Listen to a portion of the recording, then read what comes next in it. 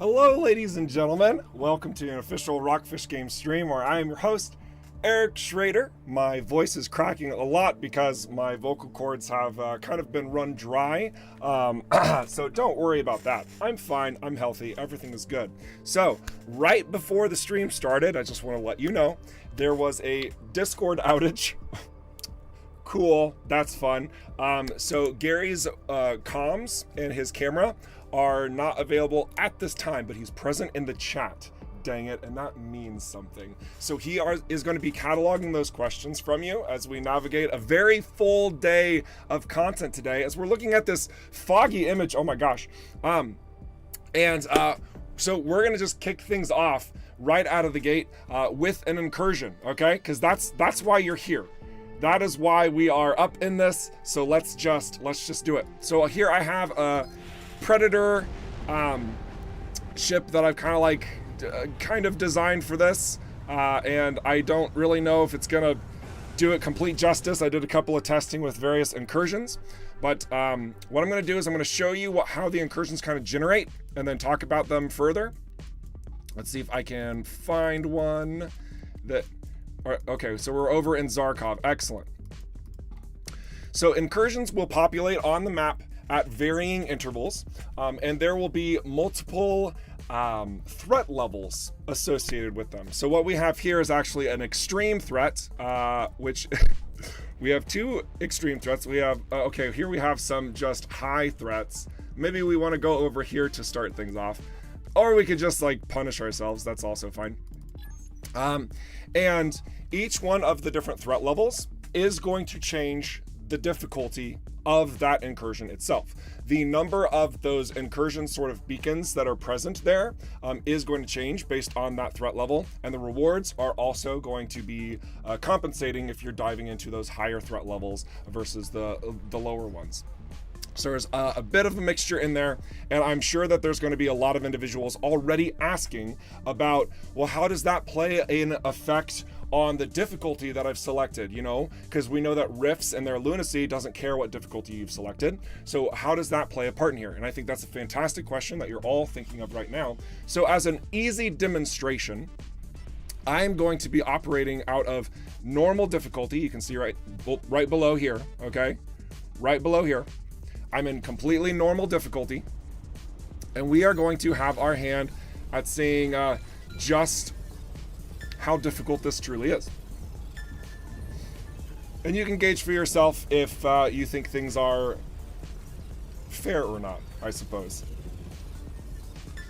But we have spent a healthy amount of time distinguishing where the difficulty needs to be on all accounts, not just the end game, but also for a lot of the challenges that are currently in the game. So let me just speak towards this right now. We have actually tweaked the nightmare difficulty curve. So come Monday, if you were to start a new game, for example, and you know how there's that really difficult space whenever you get to like around level 10, 11, right? It like gets crazy difficult, and then it starts like to fall off again when you get like level 15, 16, whatever. Yeah, we changed that. Now the difficulty is more incremental from start to finish. And when you're playing a nightmare, even around level 25, level 26, level 27, like when I was streaming 2 weeks ago, that difficulty has significantly ramped up. No, I am not using that as an excuse for the number of deaths I had, but I'm just letting you know. And that is one of many changes. So let's look at an incursion. Another beacon event. Hey, any chance these ruptures go both ways? We can go in and kick their asses? Also going to adjust the sounds a little bit, just to bring it to fruition a little bit more. Whoop.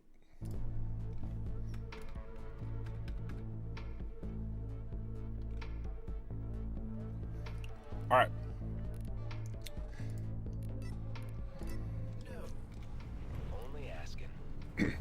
So as you can directly see, we have added more chatter between Adam and Hive, because of course, why wouldn't we? And here we go, starting an incursion event.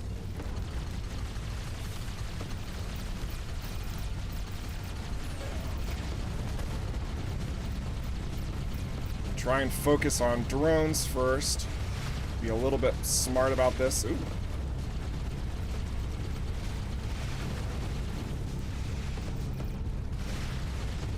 Now there's a lot going on, especially as I have my ult here. But as you can see, those little purple particles, whenever we are getting a kill, an enemy will actually discharge those little purple pieces.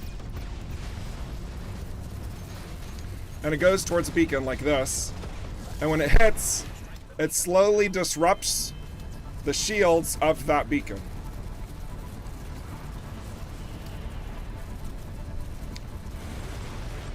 And then once the shields are down, you can destroy it. And you move on to the next one. Now again, we are playing on normal difficulty right now, but this is also the highest threat you can find for an incursion. So this should give you a pretty good sense of how the balancing is playing its part here. And I am seeing the stream is doing a little bit of stuttering because, again, there's a lot going on here. Oh, goodness. Of course, I start talking and everything falls apart.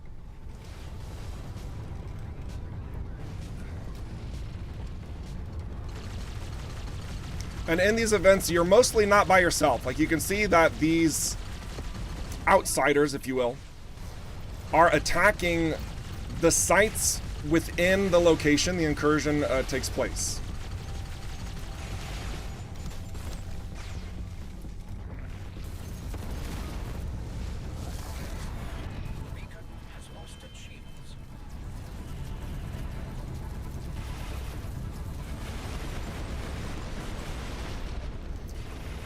So there's very much like a joint effort in these sites for fighting back whatever the heck is going on here.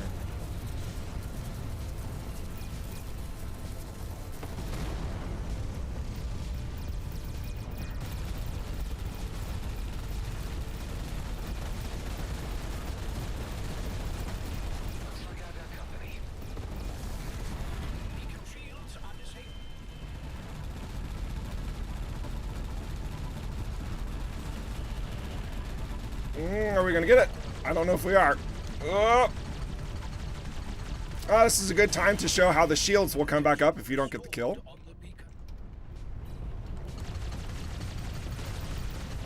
A little unfortunate because it's just a hair of health. You can actually see that health too, which is just underneath the shields in the upper right corner above my head.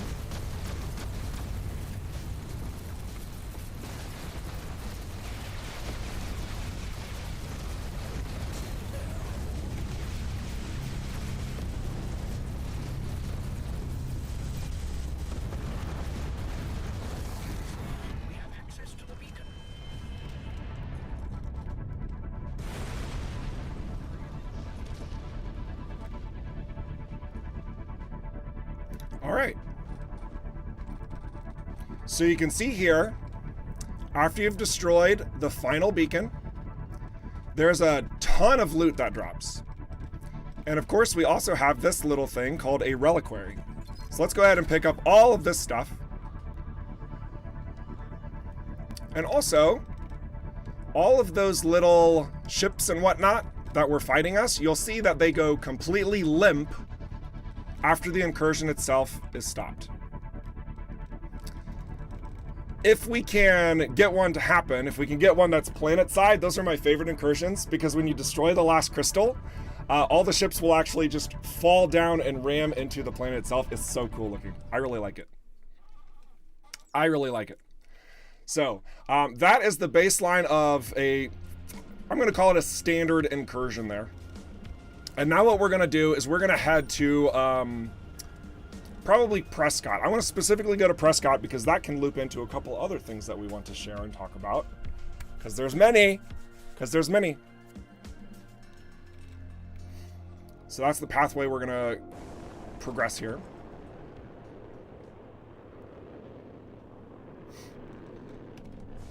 Some nice views, I would say. Which, if you guys have been paying attention to the streams, you've probably already recognized this. There was an individual over on Discord, not Discord, excuse me, on the Steam forums, who was talking about how they felt like the cockpits were just slightly unfinished. It's like, I guess that's fair criticism. So you know what we did? We added a lot more. So you can see here, the buttons are no longer like isometrically mirrored. These are all unique buttons now.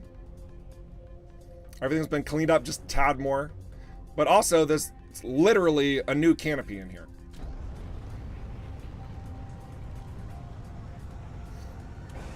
Because now, when you are unlocking ship modules, canopies are now something else you can obtain. So let's go over to Prescott.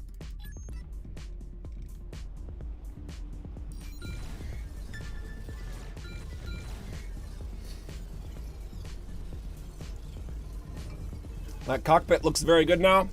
Glad to hear it. I mean, truth be told, we were very happy with the cockpits beforehand. Yeah, you could say that there were a couple minor issues with it and whatever. That's fine. That's good criticism. We appreciate that.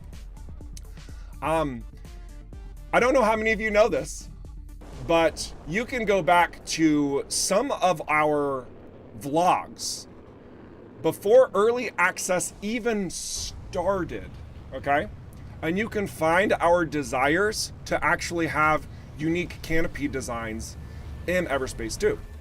Now, there were a lot of shifts in development for EVERSPACE 2, and we had to remove that from the development plate of other things that needed to happen, and we are incredibly thrilled with that direction.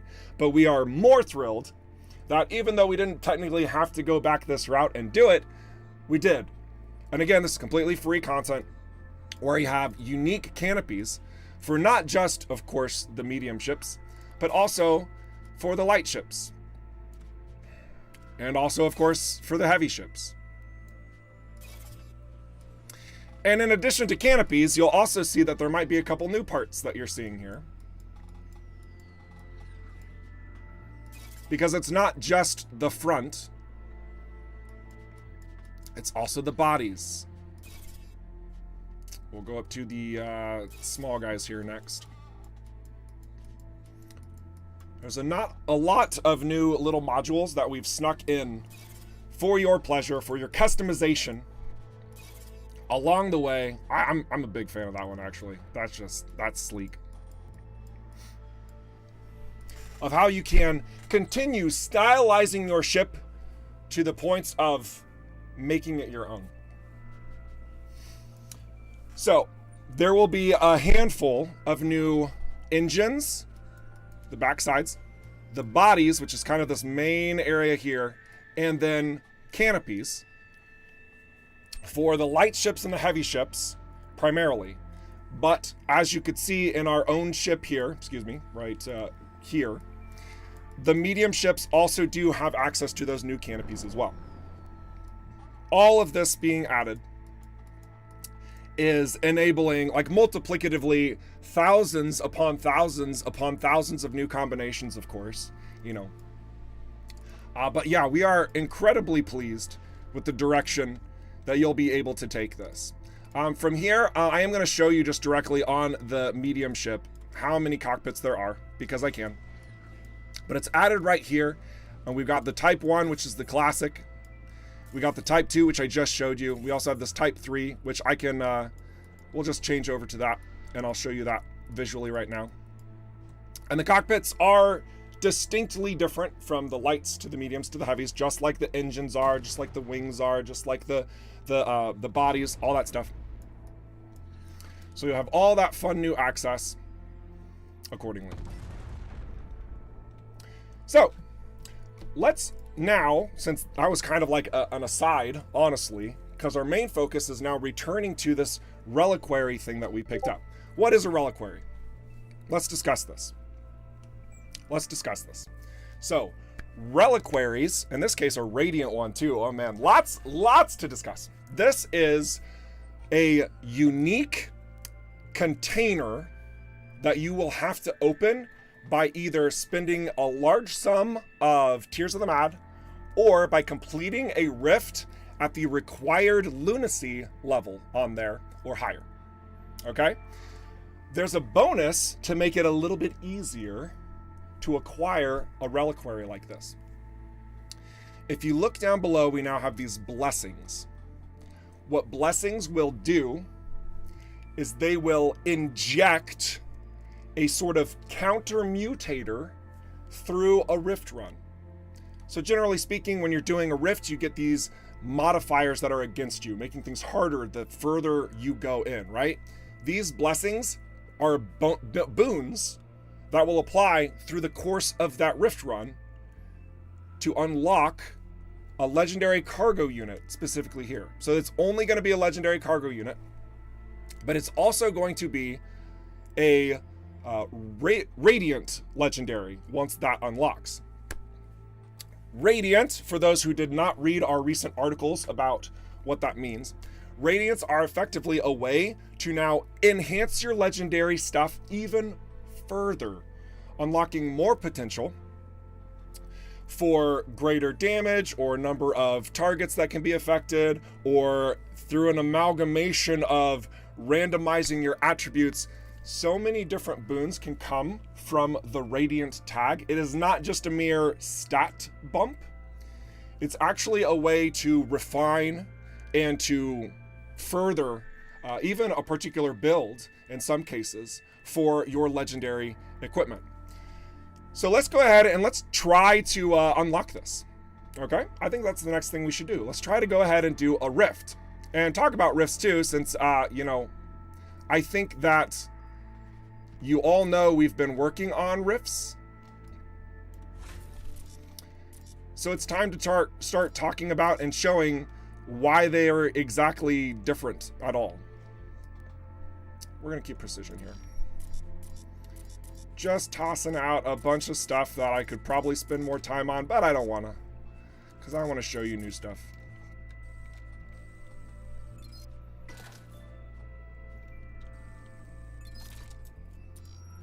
All right. So, let's head on over to the spatial bypass here. Here's this other canopy, by the way. I'm a big fan of this one, honestly. Really big fan of it.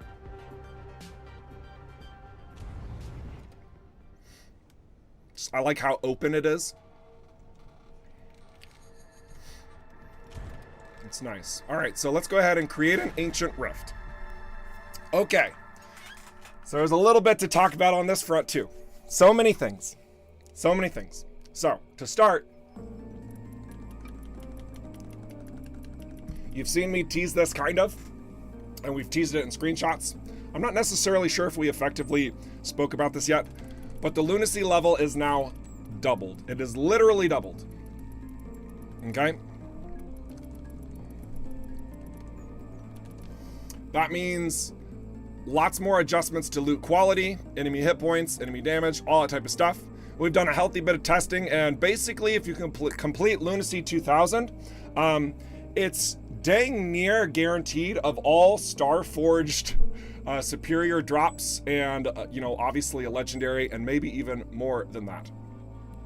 So, you don't have to plug in a reliquary, but if you do, let me show you what we have. I have a bunch of reliquaries here just to kind of show you a variety of them. Let me move my face so you can see them better.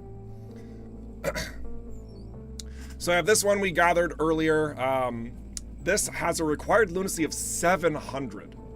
However, the blessings it has are pretty nice. Stasis field, enemies within 500 meters are simply slowed down. And inversion, incoming damage has a 10% chance to be ignored and restore shield and armor instead. 10% chance to just randomly not affect you, but instead help you. This reliquary specifically would grant us an energy core.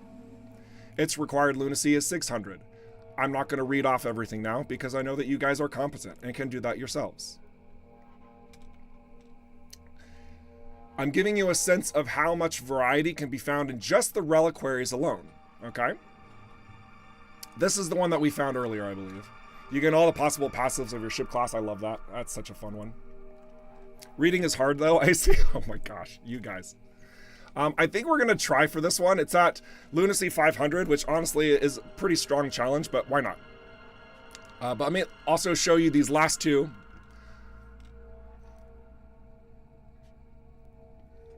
Oh, I like Prosperous. That one's fun. This one we could grab very easily for a new secondary weapon, but let's try to go for a cargo unit. Actually, you know what? Let's go for the more guaranteed one. That seems like a better bet. Let's do the more guaranteed one. So, now when we've plugged this in, it tells us, if we were to go all the way down to Lunacy 0, for example, the required lunacy here. Also, I have appeared once again. You see the required lunacy to unlock the reliquary and the blessing it provides. If we are less than the lunacy, then it will require Tears of the Mad in order to unlock this, but it's reduced versus having to open it just by ourselves. So as we increase the lunacy, you can see here, we no longer have to have any Tears of the Mad whatsoever. It gives us all the details. We are going to unlock this reliquary should we finish the run accordingly. So I am going to, we're going to keep things simple. We're going to just do it at lunacy 200 so that we can have a pretty straightforward guarantee of this, and also talk about the improvements and updates to the rifts themselves. Whoops, wrong button. We're going to do this one. We're going to do it 200, open rift. So here we go.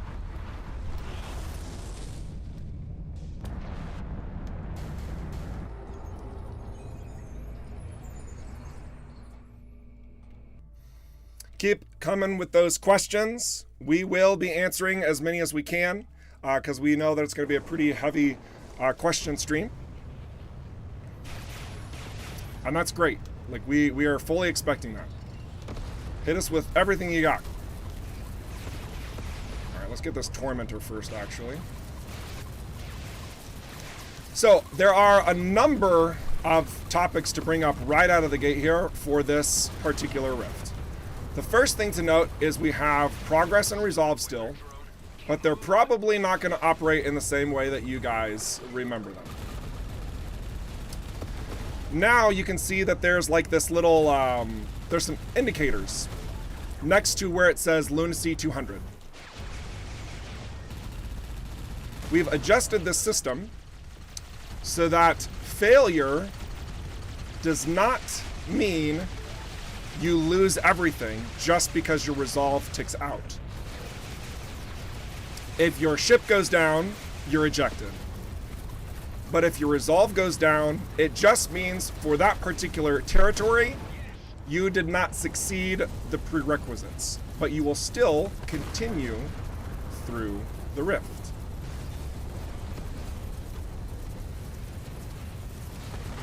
I probably could have bumped up this lunacy a little bit more, but you know what? It's okay.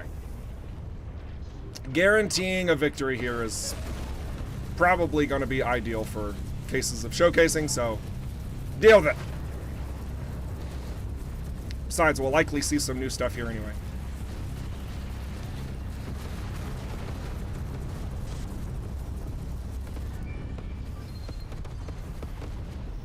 Alright, so here we are told that the stage was resolved. That means we're going to have some nice benefits to our loot pool the deeper we go. Enemies cannot be locked. Enemy type names are hidden. You can also see we've tweaked a little bit of the quality of information here. So on this, enemies cannot be locked. This is a completely new modifier. I don't recall if this is exclusive to rifts or if it can also be in something like a high-risk location, for example. But yes, there are now exclusives to the two. There are some things that can only be applied to rifts, and there are some specific to high-risk locations. We're going to go ahead and do this one where enemies cannot be locked because, hey, you know what? We've got 20 cruise missiles. Or 10 cruise missiles. 10 cruise missiles. Who needs to lock on for that? Nonsense. Oh, also, I'm going to do one quick try here. Hang on, hang on.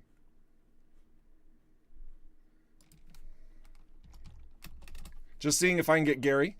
One moment. Nope, it appears to still be down. Unfortunate. Hoping that comes up soon. All right, let's keep going. So, we have no lock now applied to us in this particular rift. But we still have Prosperous, giving us all of those extra secondaries, which we're not really using too much, but hey, you know. We might as well, though, am I right? Even though we can't lock on, we've got pretty good aim, right? Perfect.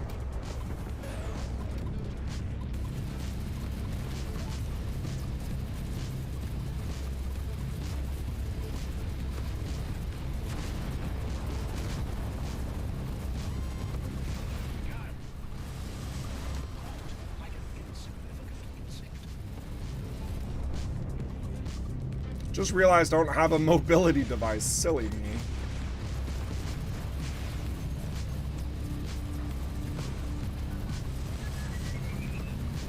I really want you. There we go.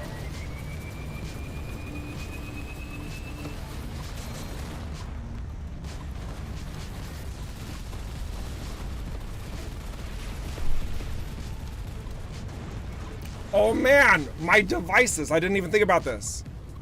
I don't even know why I didn't think about that, but now my devices are, I can't even use 2 of my devices.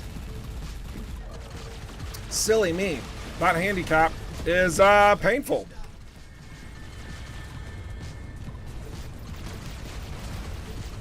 Much more painful than I intended it to be, actually.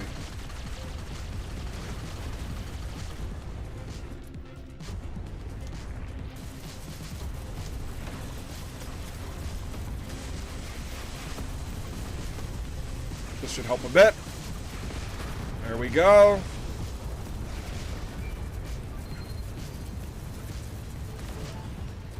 All talking about how, oh, it's only Lunacy 200. This won't be too much of a problem. And then I freaking almost get caught out off guard because I don't have access to 2 of my devices. Shame on me for not making that realization. Because I can't lock on, so I can't use them. Enemies drop mine when destroyed. Every time an enemy is destroyed, all other enemies present are repaired. Ooh. Random items overheated. Well, I do not like any of these options.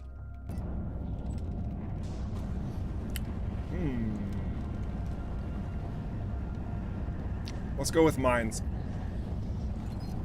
But you can see that as you're choosing these new portals now, that the loot quality actually changes based on which one you choose. If you guys had missed that, that is now a thing. So if you're choosing some harder modifiers, it will increase the loot quality even greater.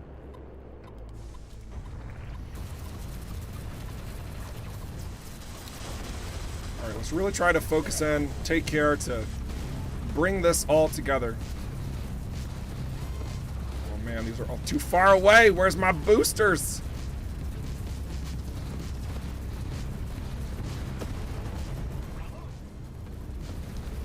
That was good.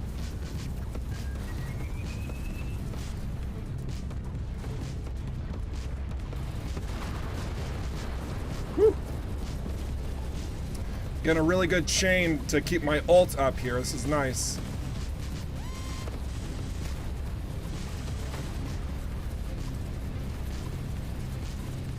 Since, don't forget, well, actually, no, that, never mind. This is just interceptor shenanigans, honestly. But it's nice. Of course, there are some really playful ways to keep your ult up really well on a lot of other ships. And we've seen a lot of you guys out there in the community find those methods, and it's awesome. And a big mindset that we had in the end game, as we're making adjustments and improvements accordingly, is that we really don't want to break too much of what you guys have done.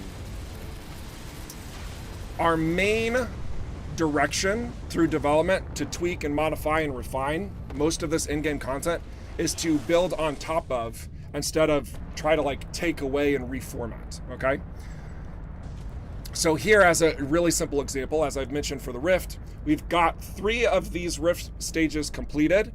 Had we not had the resolve at the end of it, then we could have still kept going on. This is actually to lighten that load, especially if you're trying Lunacy 500 for the first time and you're able to stabilize yourself, you're just not able to get the right kills, right? You would still move through the stages accordingly. You just wouldn't complete each individual stage. So it grants more leeway. And we very much wanted to do that, to grant more leeway as things move forward, as opposed to take their things away. Now, this last location might have a little bit more to talk about. Let's see what we get. And yes, modifiers are cumulative through the Rift stages. It's really a destroyer, okay. Quantum Mend, all right. So what is Quantum Mend? Periodically teleports to a random location and starts repairing until he takes damage again. Well, that's completely new. This is a boss modifier. All of the Rift bosses will now come packed full of having one of these. Quantum Mend, it's going to be kind of similar to how the clone that you encounter, spoiler, jumps away from you whenever you are dealing with a dark situation. Spoiler, spoiler. Kind of operates like that.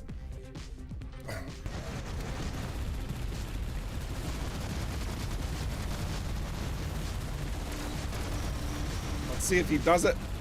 Oh, there he goes.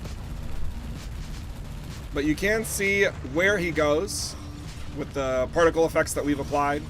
We want to make sure that no matter what is occurring, that we're telegraphing why it's occurring, how it's occurring, you know, all those fun things. Got him.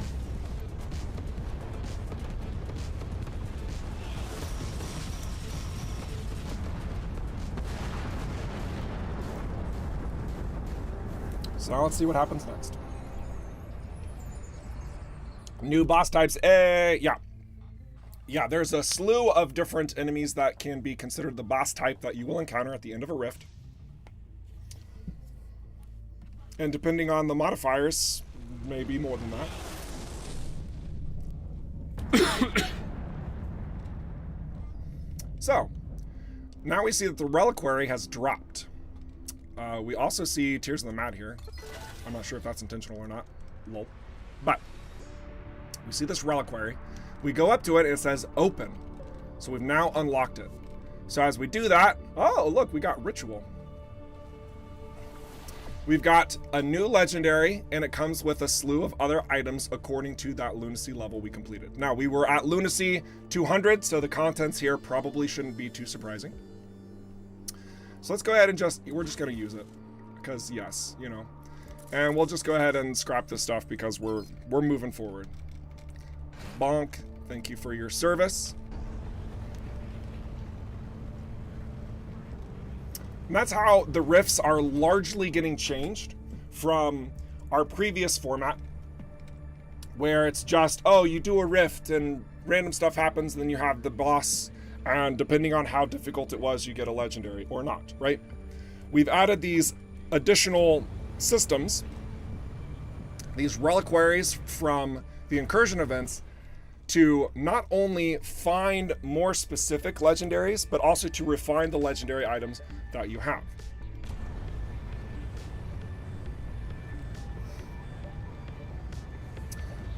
So let's just drop in here, look at some ships really quick, and then I'm going to see if I've got comms with Gary. If not, I'm just going to pull up the questions that have been cataloged, and we're going to read through them, and we're going to answer some questions real quick. Oh yeah, oh I like that. I like that look a lot. Just paint it like a deep blue and you've created like a manta ray shark thing.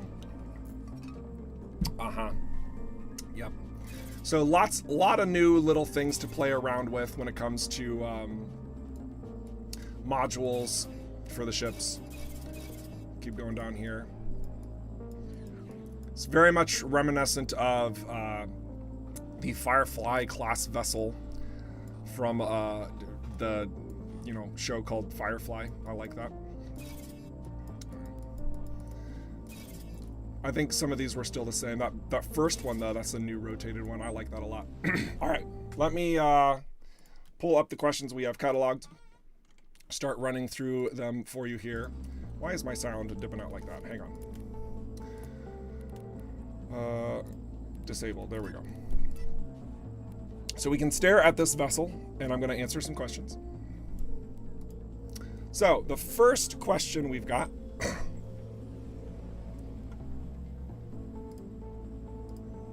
One more second.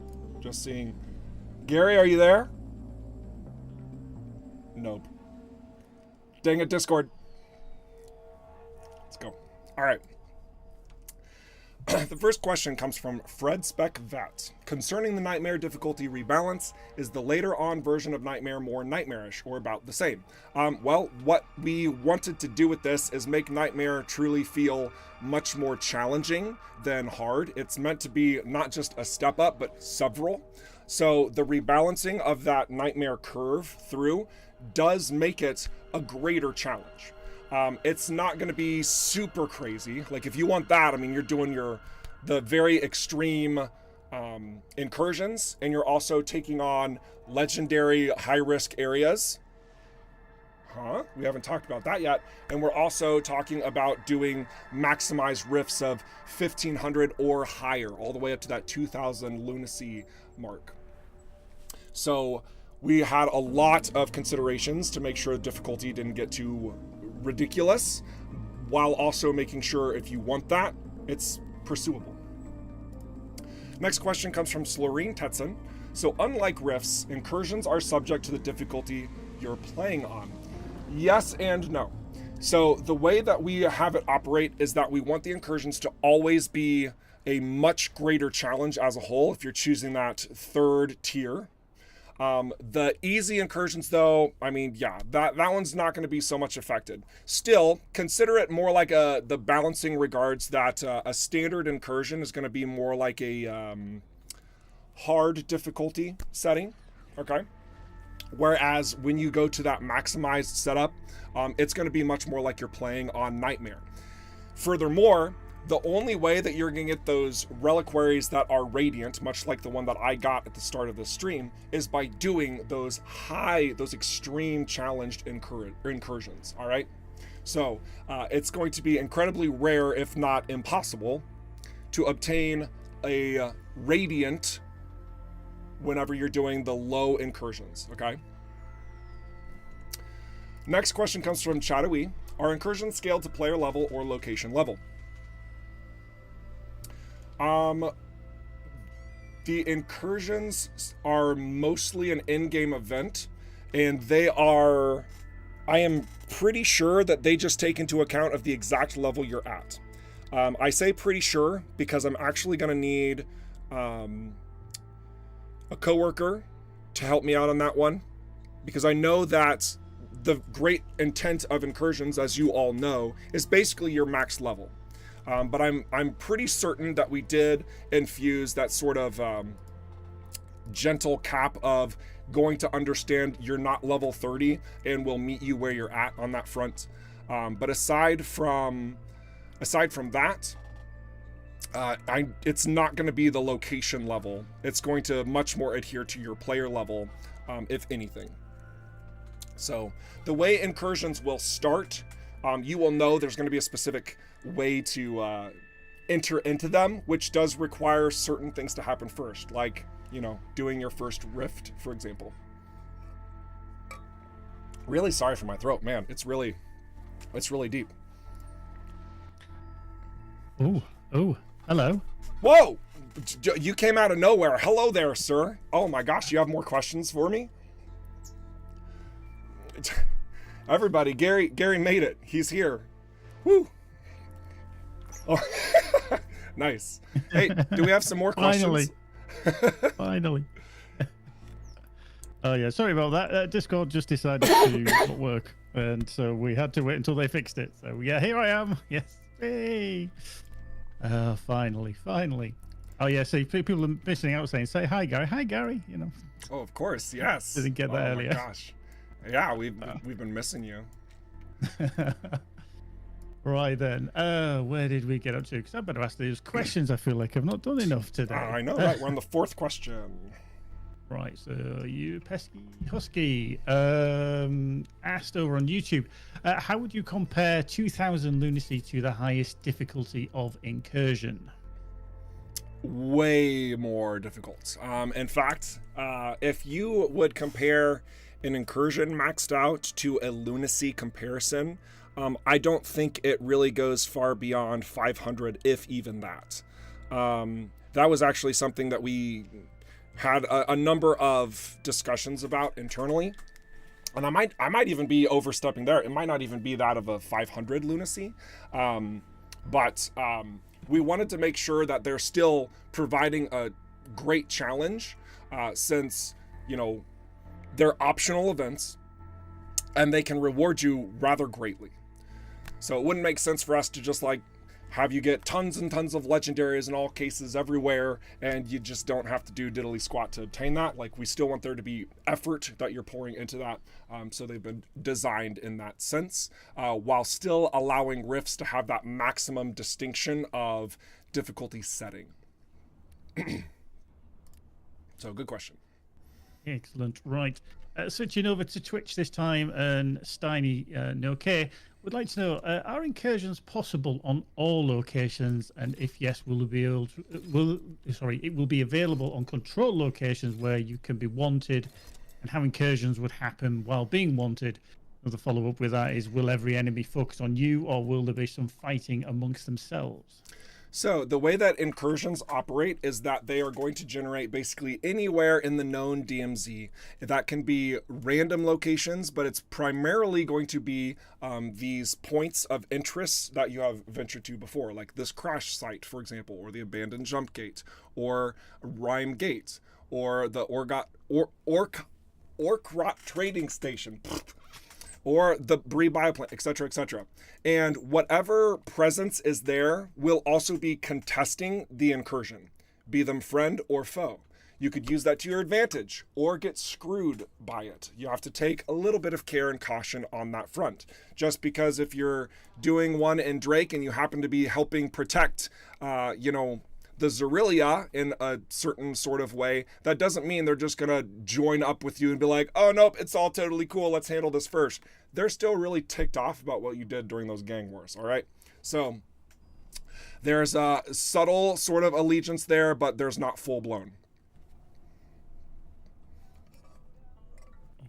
Excellent. Right, sticking with Twitch, and a question from Flory.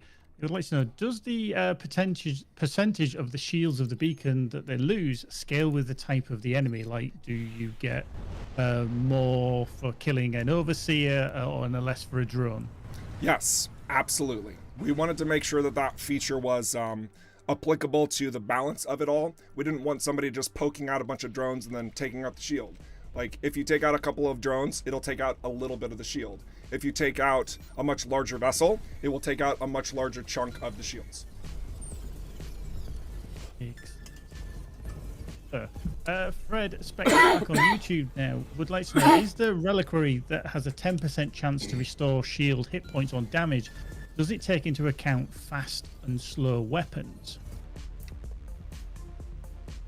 My guess is probably not. It only cares about the initial impact.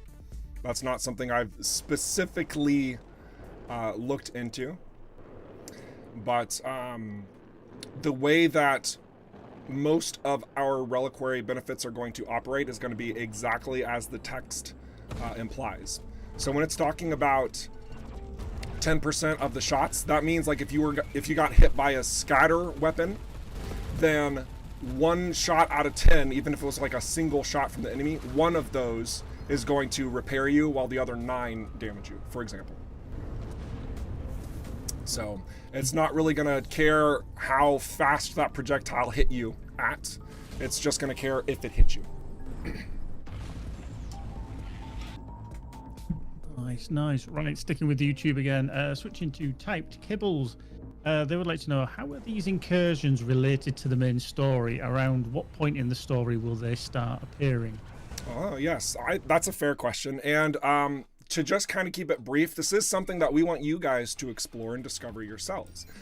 So to answer that, I will say that there would have to be some sort of reason for them to start popping up all over the place, which I think will be pretty well connected with the various things that you do through the main campaign story. And I'm rather confident, in fact, that most of the chatters right now have a pretty good sense of why these may start occur in the first place. I'm going to go ahead and do another incursion while we're still going to answer questions, because I want to show more. So, Gary, keep them coming. No worries, no worries. Right, switching to Twitch. Chattery would like to know, do you lose the reliquary if you fail the rift? Ah, that's a beautiful question. The answer is no. It just comes back to you still locked. We're happy with that. Right, a plethora coming from YouTube, starting off with JR Panciotti. Other items without Starforged versions, they've been looking for the Stratocumulus shield Starforged for months. For months? Oh my gosh.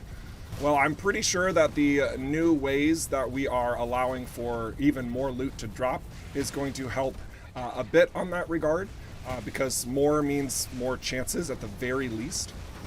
We have not refined any aspects of, say, like the crafting system to get you exactly what you are looking for if it's a unique item. Like, we still have that reserved for improvised crafting.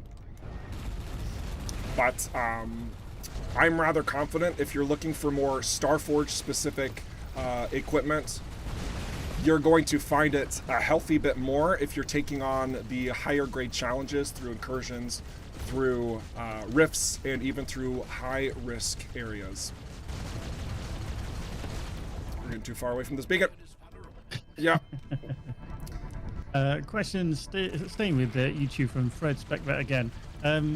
Are we worried about stat bloat, feature creep, and possible confusion for people not understanding how the new reliquaries work?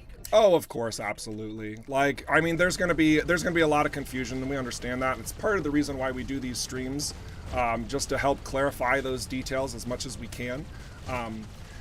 You know, power creep. Goodness, we could have such a long discussion on that as a whole. It's something that the team feels very strongly about at times. I mean, it's no different than when we look back at our Armed and Dangerous update and what that has done to a lot of the, what we'll call meta of the late game. It is very uncommon to actually have a build like mine where you have non-set items being used here. Okay, like if this was a like decently min-maxed build, all of these would be set items, and we recognize that. We have gone in and we've tweaked a couple of values here and there. It's not anything crazy, nothing to like really write home about, but just to try and level that playing field to make things a little bit easier for those who don't have set items built out, while still retaining the set item values across the board. So you're not really going to see any difference if you're using your set items the way that you are. If you're not using set items, it might be a little bit stronger when last you played. So, but overall, if it's fun for people to use, we want to keep that. And we don't want to make something way too powerful to make something else no longer fun. So there's been a lot of intentionality to the new legendaries that have been added on that regard, as well as how combinations of legendaries and set items and all that fun stuff does come together. And then, of course, we have the reliquaries that say, we don't really care, just have fun by getting a ton of crazy bonuses to go up against challenges like Lunacy 2000. So... Excellent. Right. Carly, you can't talk about that. Sorry, okay. YouTube again with Slurring Tetson. Is there any lore link between Reliquaries' blessings and the Redeemers because of all the religious terms? Maybe. Next question. This question, love it. Right, Fred Speckbet again on YouTube. They're starting a new save when the update goes live, which, just for clarity, people can do. There is no requirement to do so, but if you do wish to, you can do. Will leveling players also benefit from this update, and if so, how? Yes. So on most of the experience through this update, of course, naturally is going to be the end game. But if you are starting a brand new game, for example, or you're picking up when you're halfway through it, there are those subtle tweaks and adjustments that will be able to help refine your build in the direction a little bit further, while also, of course, providing a much greater sense of customization from the get-go, if you're still at the beginning, because of the new modules. At the very least, it allows you to look more awesome, okay? So there are those aspects of it, but it should be no surprise that the main point of this content update does focus around the end game, so it's not going to have this massive impact on players who are starting a new game. It will have an impact, but it's not going to be like game changing per se. The most game changing it will be is for individuals who are just getting into level 15 range. If you're not playing on Nightmare, there's a new way to find legendary items. So there is that, and I'll talk more about that in a moment or two, but let's keep answering questions first. Okay. I love all these little teases that we're gonna have. There's so much. There's so much, guys. Yeah, so much. Twitch now with Bivage. He would like to know: are the Rift loot modifier percentages all fixed? If Eric was running a 2K Rift, would the modifiers be plus 500% or whatever? I need to ask that question one more time because I'm not. I want to make sure that I'm understood, because the question is effectively like. Excuse me. The question you're at, specifically if it's like a certain type of reliquary, then it's always going to have a certain percentage of loot quality bound to it. Is that how I'm understanding the question? I mean, Bivage, if you're still in the chat, if you want to clarify this a little bit further, please do. They've just put, are the Rift loot modifiers percentages or fixed? Okay, so generally speaking, the loot modifier, the quality, is going to affect the drop at the end of the rift every time. Regarding the fixed nature of it or not, there are a lot of different factors that determine the loot quality. Everything from everything from what the lunacy is to the various modifiers during the rift are, to even the very reliquary you have infused to try and unlock in the rift itself. So each one of these things is going to increase dramatically or subtly depending on those choices. But if you were looking at like two exact reliquaries back to back, one can't just randomly have 1,000% loot quality and the other one be like 0. Like there is a dependence of the blessings that do impact the quality of the loot. And perhaps maybe that's the question as a whole that's being asked. And if that is the case, then the answer would be yes. But just trying to be as thorough as possible there to have that overarching understanding. Yeah, Bivage did actually just put in Twitch chat. He said the Rift mods like no lock on or plus 55% loot increase. Okay, yeah. So those various modifiers throughout the Rift, they'll have an associated loot quality bound to them every time. They're not going to just be randomized. Cool. Got about another 6 questions. We'll fire through those.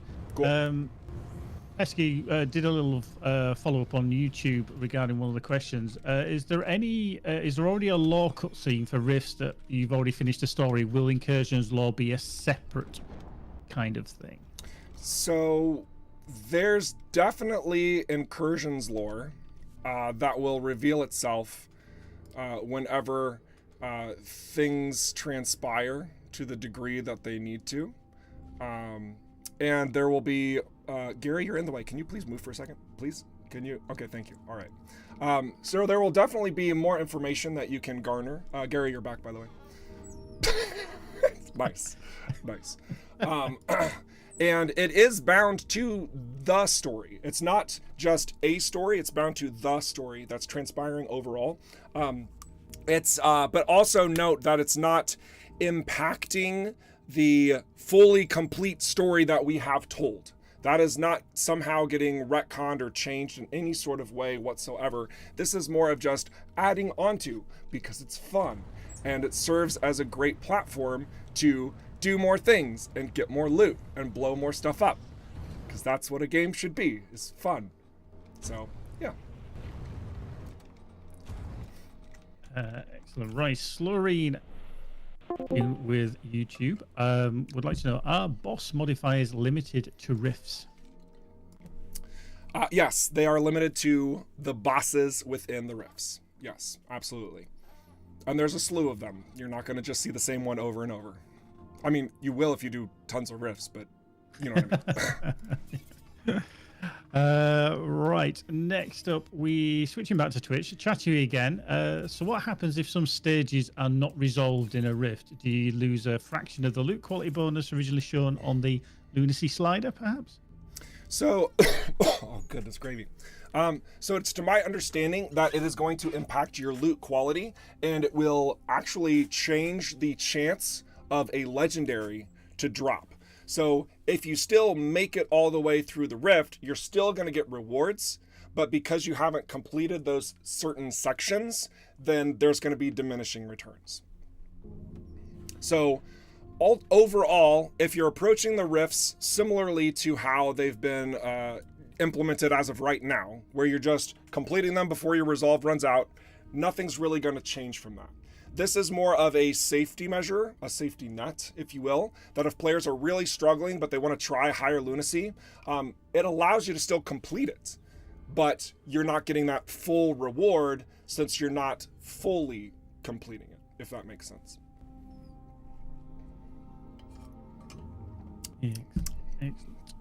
Excellent. Right, switching back to YouTube for the next three. JR Panciotti again. Will the new modules be gained as blueprints? Yes. Yeah, you will find the... wait, no. No, not blueprints. Do they drop as blueprints that are then added to your module collection? Now I'm confused. No, blueprints are specifically the items that you get through crafting. You cannot craft ship modules. Goodness. Oh, look at that. What's that? That's interesting. Instead, they drop just like the standard ship modules or colors do, where you're destroying various things. They will be a drop that you can then utilize in your customization. Excellent. Just as a little follow-up to Chattery's question on there, Yes. HTK, the wonderful person he is, has just dropped in onto YouTube. And he says you won't get the legendary if you don't resolve all the stages. Thank you for that point of clarity, Hans Christian. I couldn't remember if we had completely negated the chance or if it was just diminishing returns. So thank you. Really do appreciate that. So just reiterating that one more time, if you do not complete every section of the rift, then it means there is no chance to get a legendary. Okay. Thank you for that. Excellent. I think we've already answered this follow-up question from Fu over on YouTube about, is the reliquary consumed after finishing the rift? Yes. Yeah. When the reliquary is used in a rift and you meet the prerequisites, the reliquary opens up, it's gone, you take what's inside of it. So as an example of this right here, if we were to complete the lunacy at 300 at minimum, the reliquary drops outside of the rift, we open it up, and we take a primary weapon legendary item, and the reliquary is gone. Excuse me. Right, last question. Slowing Tetson over on YouTube. So if we got it straight, if I'm playing on easy mode and I do an incursion, it will be the equivalent of hard mode or nightmare mode? It will definitely ramp up. In fact, because Hans Christian's here, I'm going to actually defer to him really quick. Sorry, Hans Christian, for putting you on the spot. But this was something that we had to play around with balance, and it is to my understanding that similarly to how rifts the lunacy doesn't really care about what difficulty you're applied to. The incursions also have a factor of that in place. So even if you roll down the difficulty all the way on easy and you're doing a maximum incursion event, there's going to be a challenge there, like you are not playing on easy. But I'll let Hans Christian confirm that or deny that or tell me to stop putting him on the spot. So, because I legitimately, I cannot remember how we went about that finalization. Because guys, I don't know if you know this. Don't tell anyone. There's a freaking crap ton of stuff coming in Incursions. There's been so much to manage and handle and balance and playtest and bring into the fold. It is a tremendous amount of content. So many discussions, so many conversations surrounding it to make sure that it feels good and it's right and it like just does what it needs to do. There's a lot there. There's a lot there. So if I seem a little bit scatterbrained, it's not because I'm silly. It's because my brain's been full of way too much information. It's been a wild few couple of weeks in particular, actually. So HCK has actually replied, which is absolute genius, and this is purely because of the amount of content that we've thrown into Incursions, is that he thinks so, yes, but he can't remember either. Oh my gosh, that's honestly the best answer. Thank you, Hans Christian. So I'm not going crazy. I know we've talked about it. I know we implemented some elements and then we had follow-up conversation. I can't even, oh my gosh. So, but long story short, guys, like even just know this, okay? When you're looking at incursions in and of themselves, there's different threat levels. The lower the threat level, the easier it's gonna be. The higher the threat level, the harder it's gonna be. Whether that's associated with the difficulty of your choosing down here, it may or may not matter. It's probably going to be influenced by it, but I can guarantee you that Rifts don't care about this. They do not care about this difficulty. Rifts will always change depending on what lunacy you have. Incursions, I wish we could remember. Honestly, that feels like the best answer. It's great. Okay. I'm going to do another rift, I think, because that was the last question for the moment. It is for time being, yeah. Okay. Oh, actually, you know what? I want to do something else. I want to show something, and I do have screenshots if it doesn't go super well, because I have a specific spot I want to go. Because a lot of you guys have, actually, there hasn't been a single question, I don't think, about Unreal Engine 5. Gary, you can go. You don't have to stay there. Okay, all right, thank you. So the Unreal Engine 5 migration is absolutely happening come Monday alongside this update, okay? It's all showing up. There have been so many rumors about how it's going to impact performance and be this crazy thing that's going to desecrate your poor little potato PCs or, you know, make your outstanding NASA computers just 50 times more glorious. Guys, there's been so many people talking like they understand what Unreal Engine migration looks like. Let me tell you straight-handed, it is work in and of itself just to change engines, all right? This is not going to magically fix all your problems, nor is it magically going to make EVERSPACE 2 look like it was released in 2035, okay? Neither of these things are true, okay? What is true is that our direction that we've taken Unreal Engine 5 is to ensure it is stable and supported. So what I mean by that is there should be almost zero difference for you coming from your previous position before the update and after the update. It should operate almost identically. Now, there has also been a number of individuals asking like, well, are you going to take advantage of any of the new features that Unreal Engine 5 has? And our answer has majorly been probably not, because that wasn't the intent of the move. But I am pleased to say that there have been some healthy results of certain territories that ended up becoming a little bit better than not. So one of those territories I'm going to show you by just a quick fly through here, and just looking at some of these metal components, if you will. Okay, and just how they look. And I'm going to do it again, and I'm going to turn Lumen on, okay? Some of you may see the difference almost immediately. Some of you might not, because your eyes are going to get adjusted to it, and that's okay. When you get used to something over and over, especially if you've played this game a bit, it might not seem like there's a difference. But the setting is alive and well.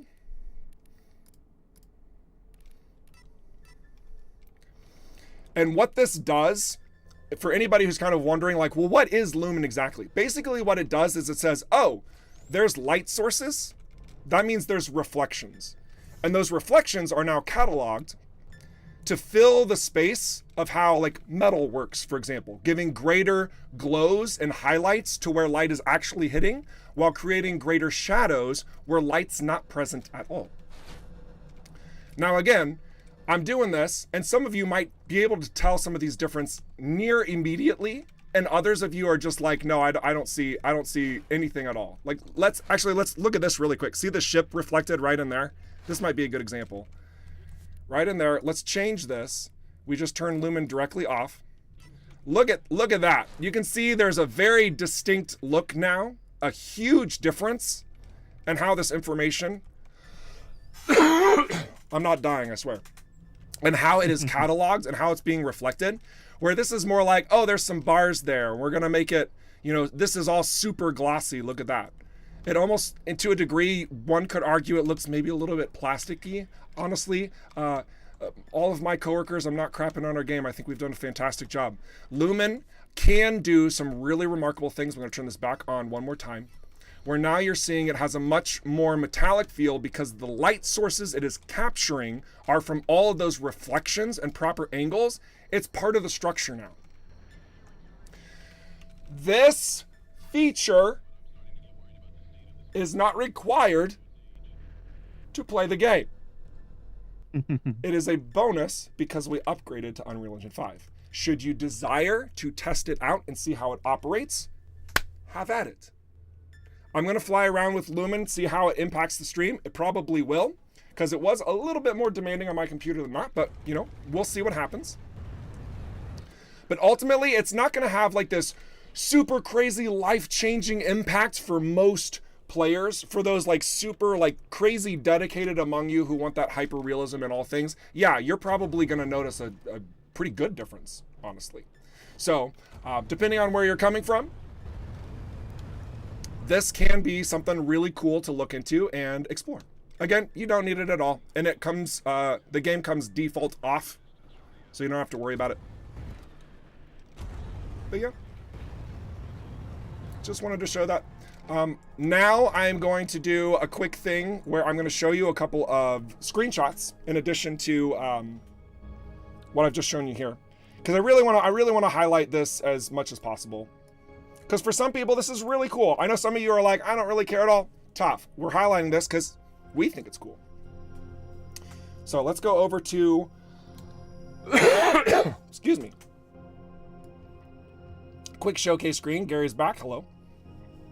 And what I'm going to do is I'm going to show you these before and after screenshots of having Lumen off and then having Lumen, then having Lumen on. And remember, the main difference, this is Lumen that's off. We just have like the metallic structures there. They're like reflecting specifically on what's against themselves. The light sources are generated, right? Lumen is now saying, oh, hey, because this light is reflecting on all these other parts and pieces that are metal or plastic or whatever the heck they're made out of, or there's an illumination going on, you can see there's a pretty stark difference in this shot where the metal, the reflections, highlight a lot of these territories that are closer to the lights. And if you're looking deep enough, you can see the shadows are actually, in a way, getting darker because of how that light's hitting, right? So I'm going to go through a couple more of these just to kind of show. I mean, we were right here, but just to kind of give you another example here. This is with Lumen off. This is with Lumen on. And I know that there's a black border around it. I'm doing this to give you the exact shape of the image, okay? So this is Lumen off. This is Lumen on. You can see a lot in like the upper portions where the lights are cascading downwards. how that's changing the way the light is hitting and spreading out that volume. Here's another one. I'm a big fan of this. Look at the gas canisters on the right side in particular. Like this, you can definitely tell everything exists. It's present, it's there. The shadows look, you know, to a degree, maybe a little bit artificial, but you can tell what the structure is, right? Like it looks really good and we're really happy with the results. This is what happens when you change to Lumen. The light, the clouds, everything is now impacting this, brightening it up, while you're also seeing the shadows are actually darkening where the light cannot penetrate. There's some incredibly rich contrasts that can occur here. All right, now we're going to go through a couple more real quick. This is with Lumen off in a cave where there's light sources shooting out, but then there's like these darkness sort of things going on. This is with Lumen on. You're seeing much more of that light source appear. There's a better angle of it, okay? Those same light sources are inside here. Can you tell there's light coming out of it? No, because Lumen is turned off here, okay? This is just a big dark hole that you're meant to go exploring. So we're happy with the results, but let's add Lumen to it. Oh my gosh. There's light in there and it's reflecting off those metal panels. We can see that there's something around the corner that's giving off light. Oh, look at that. Look at that difference, ladies and gentlemen. Look at that. So if you want to go around and play with Lumen, definitely encourage you to do so. Here's another really nice example with just this fire effect and how we're getting everything kind of illuminated, but then we have Lumen that's focusing in on the fire territory. Look at that. Light at the end of the tunnel. Oh my gosh. And last but not least, I've got this one. A lot of metallic structures. Of course, you know, this is the natural look that we've always used. And we are, again, really happy with these results. And then Lumen's like, oh, you know what? Hold my, what's the drink that Alec drinks all the time? Crap, I can't remember. Whatever it's called. Hold my daiquiri. And Lumen's like, pow! Just look at that. It's crazy. It goes from, yeah, this is a metallic structure and everything's made of metal to, yes, this is understood, to now, wow, there's a cohesive whole and the light sources feel like this is a natural product of actual environmental properties. It's pretty cool. Yeah, I know you've mentioned it already, Eric, but please remember, folks, that this is an additional option. It's not something that we're mandatory enforcing on any player or anything like that. It's just a nice addition that we could put into the game, and it does look brilliant. But obviously, if your system struggles with it, then it's about being on any normal standard global illumination that we have. Yeah, and like in just preaching to that just a little bit further. I really want to bring this home to make sure everybody is well aware. We had no plans, literally zero plans to implement any new features from Unreal Engine 5. So this is a bonus should you desire to try it out, okay? Completely bonus material because we thought it was pretty effective, but is by no means required for the full EVERSPACE 2 experience. Okay, that's a lot. It was a lot of talking about Lumen. Actually, it was a little bit longer than when I thought. Let's try to get into some more new stuff. So I did bring you back on screen, didn't I? Oh yeah, Gary, you can go away again. You can see you later. Goodbye. Bye. So I didn't pick up one. Oh my gosh. I was wanting to pick up a new item, which I am going to go pick up from EVERSPACE really quick. Give me 1 second. Just be right back. No big deal. I don't know what you're talking about.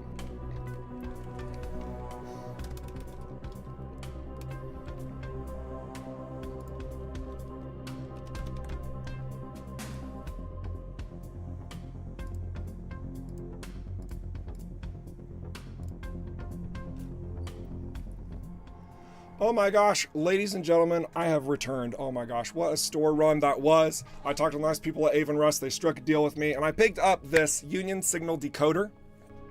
And it happens to be of legendary status here. This is a new tier to the Signal Decoders as a whole. much more difficult, I would say, with one more added modifier on it, while also supplying that loot quality benefit. And also, you'll see to the right of the loot quality, there's another little number there.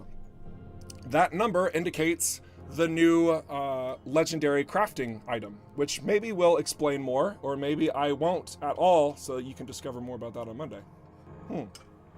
But let's go ahead and activate this. Here we go. We got our Union high-risk area here. And for all intents and purposes, we are going to, once again, stay on normal difficulty. Also, a reminder, I did turn Lumen on, so it is active right now. Hopefully, there can be a different scene from you guys. If not, no worries. It's not really like a crazy big deal if you don't. I'm just kind of showing you that it really doesn't impact performance hardly at all. But, you know, I suppose that's to be seen from you guys, right? Just know that I don't have like a second computer helping me out doing all the rendering for the stream. I'm doing this all from my computer.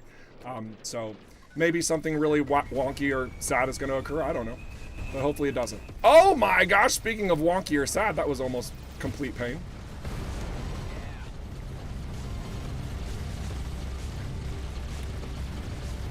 Woo!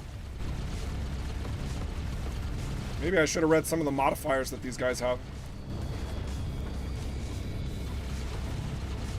Let's see if we can, oh my gosh.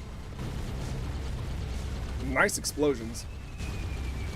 Let's see if we can keep our ult up the entire duration. That's our new challenge now. Oh, come on, get closer, get closer. Get closer. Come on, get my ult back. Come on, don't lose it. Oh, thanks, Hive. I appreciate it.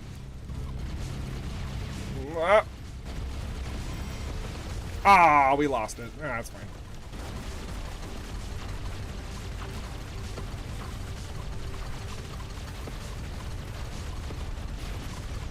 Oh, come on. Mine's on death, no MP, jarred sensors, hidden health. Okay, that's not terrible. Ow, ow, ow! Yeah, this isn't too bad. This is an easy time to remind you that the high-risk areas are not impacted by the difficulty you're playing on, but you can see that things are a healthy bit more, you know, complicated with it being a legendary one.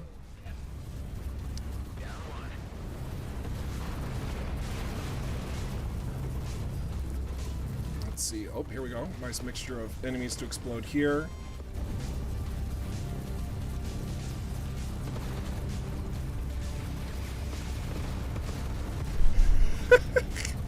All of these mines on death are probably to my advantage.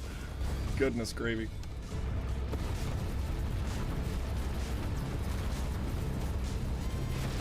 Look at all those drones. Oh my gosh.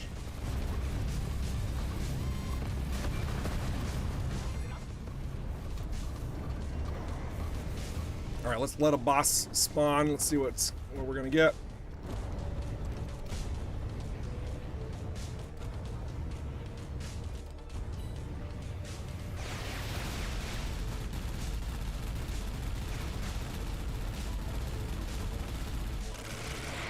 Oh, yes! Oh, he's done. Let's get the stragglers.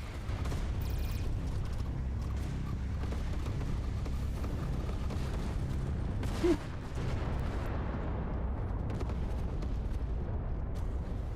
All right, so you can see when we completed the location, we got this bad boy, this organic deep space semiconductor, and we have another catalyst blueprint. That's interesting. Huh. That's very interesting. All right, let's go ahead and scrap this stuff. You have picked up a new blueprint. Thanks, Hive. Man, we're completely loaded once again. That's always a great feeling. Let's go ahead and head back to should we go to Prescott? No, let's change things up. Let's go to I don't know where we're going. I'll find a spot. And I want to look at some wares. Yeah, this is good. This is good. Look to see if there's more ship parts that we can see, just at a glance at least, because that's always fun.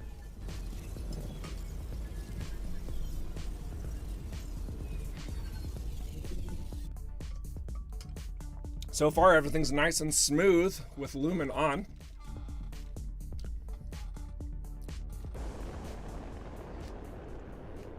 A regular old pit stop of the DMZ. That's right. So we'll head on over to this Union GMB branch. Now, it has been a little bit of time, and I know that we've been generating a lot more questions, so now would also be a good time to start answering some more of those questions. So, Gary, I'm going to have you join me on stream. Awesome. Nice to have you back. It's and a pleasure. Yeah, I'm going to go ahead and poke about and look at some new stuffs while we also answer those questions of yours. Cool. Right. Most of these have been headed up from YouTube. Starting off with Basiluv McKnight, who would like to know, did we ever consider a possibility that different ship modules would give a different bonus to the ship? Of course, small, not to kill the balance. It would be a reason for testing different customizations. Yes, this was something that we had actually planned to do before we made any announcements of what we were planning to do. The long and the short of it, honestly, wow, we didn't get a lot of randomization there. Let's try again. The long and the short of it is that we explored what that could potentially look like. Having Lumen on, showing these ships, actually, I feel a pretty stark difference here. This is really nice.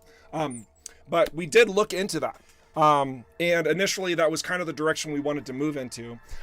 As development rolled along, and for a great many reasons, we actually veered away from it.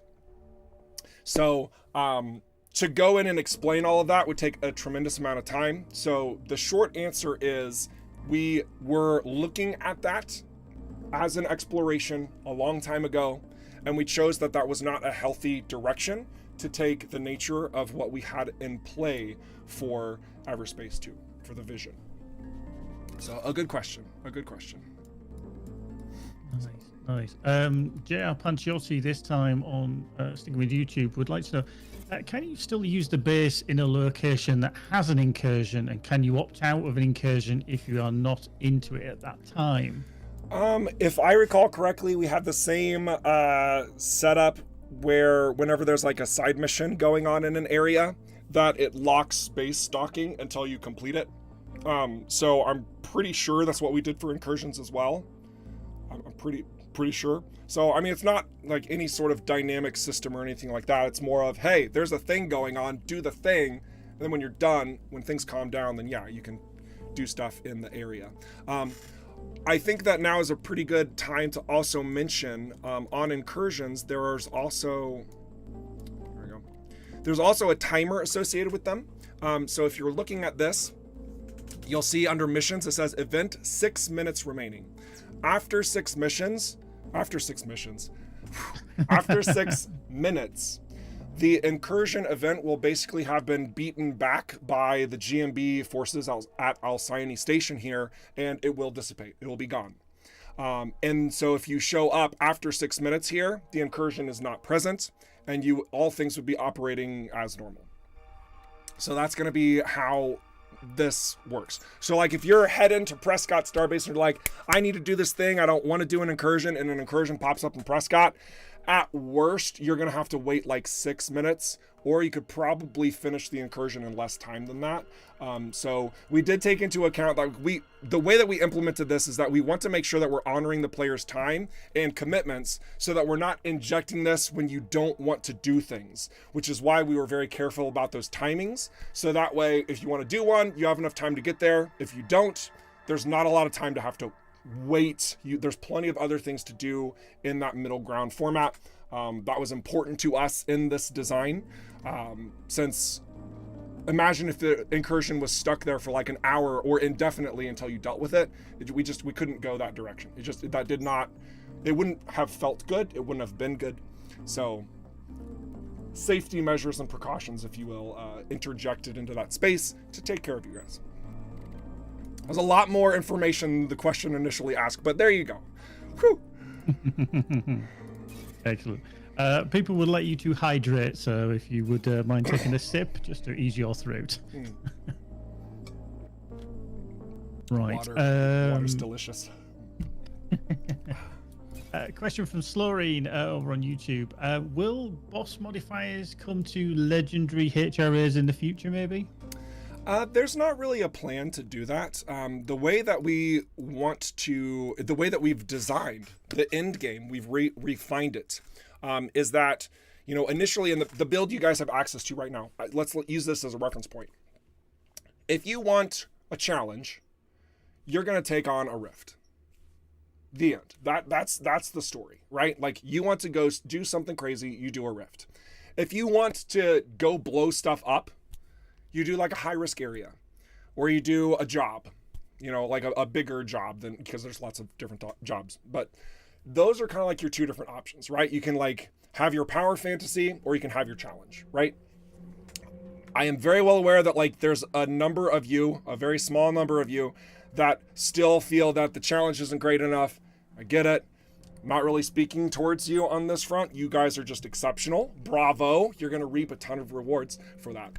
But on account of how we wanted to ensure there's still proper balance in the in-game formula, with this overhaul of that, the rifts have been designed to make it more possible to complete for those who struggled, right? So now you have the different locations that you can still pass if you fail, but you still get, a handful of rewards, just not the legendary. And you can still open a reliquary. You just don't, there's these elements that are making it an easier entry point, right? So now the rifts are no longer full-blown challenge mode, but now it's also a pathway to unlock in-game content, even if you are struggling in that territory, right? Furthermore, we've ramped up high-risk areas to a degree by these legendary elements so that there's more things to collect. So you're still getting this more softer space battle formula in that mix, but has purpose, because who knows what that blueprint I unlocked was. I have no idea. I've never seen it before in my life. And there's a little bit more to play around even beyond that. These modifiers that are added are meant to complement these unique play styles, not to go overboard. Kind of going back to another question that was asked about like the power creep. Everything we're adding is not meant to just take something and then multiply it by 9,000, right? Okay? You don't have to worry about this. It's not going over 9,000. Instead, we are adding more to these spaces to allow for both a greater enjoyment of that power fantasy and also a greater enjoyment of that challenge. Both of these things we're adding to. We're not ramping up. We're adding to horizontal growth as opposed to vertical growth, if you will. Cool. There's a really big answer for that one, and maybe it's even answered multiple questions there, but there you go. Yeah, let's go. Lots and lots. No worries. Right. Next question. Both this came in from JR Panciotti and Chatui, one on Twitch and one on YouTube. They want to know at what level are the legendary HRAs available in the game? Legendary high-risk locations can effectively start dropping once you reach level 15. It's going to be incredibly rare for that to happen, but it is possible. They'll only get more accessible and more like higher loot pools the higher level you get beyond that point. And that actually loops into something that I do want to just share with you straight up, is that I mentioned earlier in the stream, you can get legendary items and equipment outside of flying in nightmare mode and outside of being level 30 going through rifts. This is actually a direct tie-in to that. So should you be venturing into high-risk areas at superior level or legendary level, even if it's just the superior level, there is actually now a chance for a legendary item to drop. Difficulty adjustments not even needed. So, next question, please. Right. Slorine over on YouTube was asking, HRAs, are they not impacted by the difficulty that you're playing on? Is that correct? That is correct, yes. And that's intentional design as well. Like if you're looking for those challenges to really ramp things up, that's what the rifts are for. High risk areas are much more for that, let's play, let's have fun, let's unlock stuff, let's blow stuff up, that power fantasy. A quick question that just has come in, which I'll answer anyway because I'm just replying to YouTube. There's no level cap increase with the incursions. It's not the intent. As Eric just said, that we're expanding the game in width rather than length. So yes, there's no level capping. Oh, sorry, I got distracted. Right. What are you looking at there? I don't, nothing. I don't know what you're talking about. What are you talking about? Yeah, what are you talking about? Right, last question for the time being. Lulzwat over on YouTube was liking to know, have we got any plans for any kind of seasonal content, battle pass maybe, also how about any kind of Paragon panel, a bit like Diablo 4? Yeah, no, I like this question a lot. There's a lot of ways that I could respond to this. The short of it is that we were very intentional with the direction of development we took from the very start. And as many of you know, we are not really producing a game as a service here. This is a premium game. That means you pay for it once, you have it forever. These additions, these free updates we're doing, this is not meant to be some sort of seasonal expectation things. Like every fall, free update, every spring, free update. No, whoa, so stop. Step back, okay? These free updates, we're dropping into the game because we can. That is literally the reason, guys. Like I cannot express that enough. Did we have to do this? No, we didn't. Did we want to do this? Yeah, we thought it would be fun. We thought there could be some new ground to explore. We were really happy with the results of Arms and Dangerous, and based on the response from you guys, it seems like you are too. The same thing applies here. We're doing this because we just want to add more stuff to it. It's not impacting the story, like, at all. It's adding some more lore to some of the story, I suppose you could say, but it's not, you know what I mean? So that's the direction we're taking here. There's not a plan for seasonal content, okay? The only big elements on our radar, should be on your radar too, is that we are going to produce premium DLC. And that is going to be an expansion to some story elements, and it's going to be an expansion to a great many other things, which you will discover more in the future when we can expand upon that. So, there you go. Excellent. Just a quick follow-up from Chattery regarding the HRA difficulty. He says, does that mean that when playing Nightmare difficulty, the HRA will feel easier than the game that you're playing? It will feel easier. Oh, okay. Excuse me. If you're running in Nightmare mode and you're doing an HRA, like a legendary HRA, it's still going to feel like you're playing on Nightmare mode. It might drop 2 legendaries. What? So there's some added benefits of still playing a Nightmare.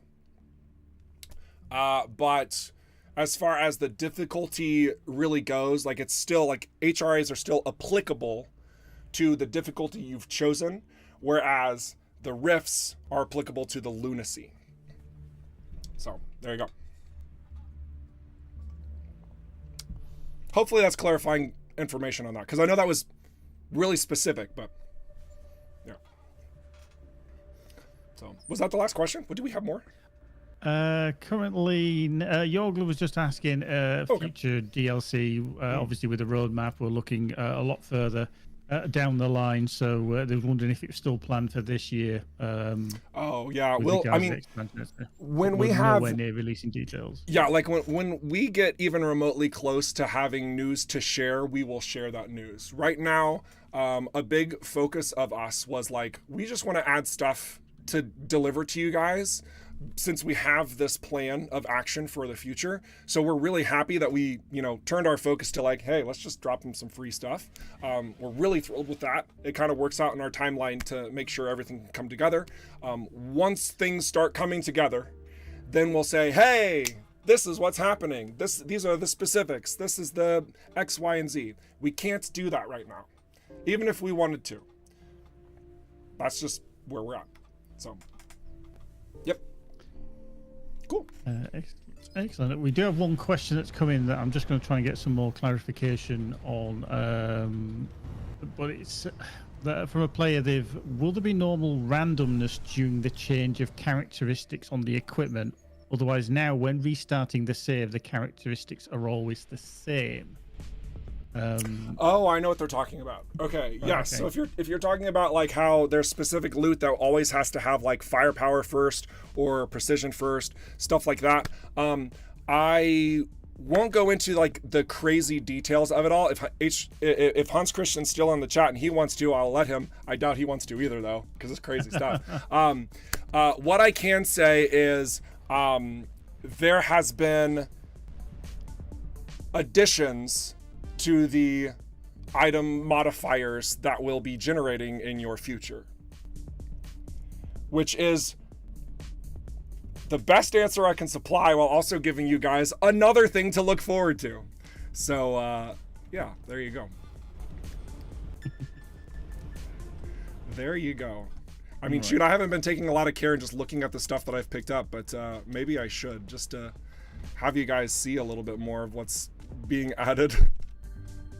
Just because I can. But anyway, that seems like that was the last question. So, Gary, I'm going to bid you adieu, and I'll have you back on in just a short while. We're going to wrap up the stream with continued content showcasing. So we're going to hang on for next stream to highlight all those glorious screenshots that you'll be taking. Because let me tell you what, I think you guys are going to be thrilled with how you're going to be able to do that. Man, that is such a perfect segue to talk about how we've adjusted our photo mode. So this is one of those improvements that I actually didn't even list out on what we were going to talk about in the stream today, but I feel like this is just a really sound opportunity. Like legitimately, guys, there's too much to talk about, so we're not going to be explaining all of it. But what you can see here is how we've set a lot of new factors here to help make screenshots a bit easier for you. And if you don't like everything on the screen, you can just absolutely have this sort of normal look that you had before, all inputs doing the things that you require them to do. But using this, now you can see much more clearly what your field of view is. You can change to your aperture, all of those things, your exposure, of course. And you're getting all of those values directly on the screen for you. And if you look in the lower left down below me, look at that. Look at that. Here, I'm just going to move me. You can load your default settings to reset everything. Okay. You can just completely wipe it and start over again. And then there's also in the very middle bottom left, there's the save current settings. So let me just like do a wonky thing. Actually, the previous look I had was actually pretty nice. Let me just try to do a little bit of whatever. I don't know. All right, and then we can save the settings here. Okay, that's our new default settings.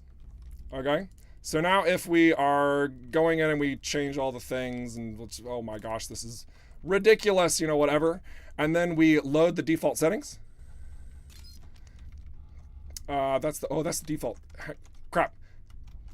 No, the current setting. Crap.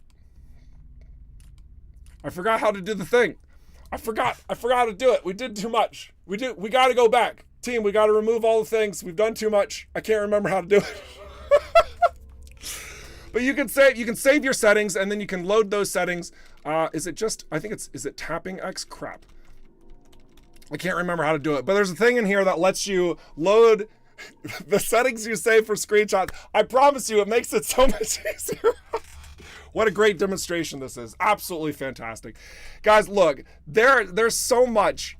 All right. Screenshots, though, is one of those that we do feel is going to help you guys out even further. So we're not doing a screenshot showcase today. In 2 weeks' time, I am so eager to see the new screenshots that are going to start pouring in through all of these incursions, through all of these reliquary finds, and all the other things that we're going to be discovering along the way.